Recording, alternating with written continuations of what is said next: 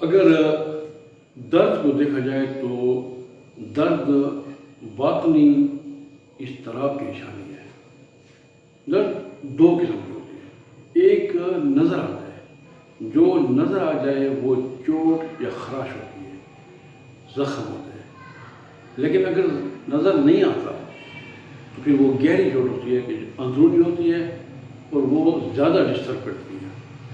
اسی درد کی بنیاد پر ہم انسان کو کیٹیگرائز کر سکتے ہیں، مختلف طبقات میں تقسیم کر سکتے ہیں آن دی بیسس آف ٹالرنس، برداشت۔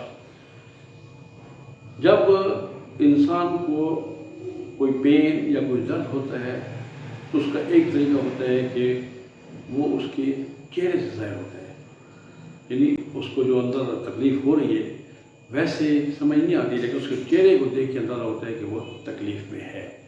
صرف اس کی برداشت جو ہوتی ہے وہ چہرے کی حد تک ہوتی ہے، یعنی اس نے کنٹرول کیا ہوتا ہے۔ بعض اوقات درد کی وجہ سے انسان کے آنسو نکل آتے ہیں، یہ بھی ایک برداشت کی حد ہے کہ اس کے یعنی وہ کنٹرول کیا ہوتا ہے لیکن پھر بھی آنسو نکل آتے ہیں۔ پھر یہ ہے کہ بعض اوقات درد ہوتا ہے اور انسان رونے لگتا ہے، یہ برداشت کی اور انتہا ہے، یعنی جس میں وہ برداشت نہیں کر پا رہا اور بالآخر رونے لگتا ہے۔ اور درد جب بالکل انسان کی جب برداشت ٹوٹ جاتی ہے پھر یہ درد چیخ میں منتقل ہوتا ہے اور یہ برداشت کی آخری حد ہوتی ہے۔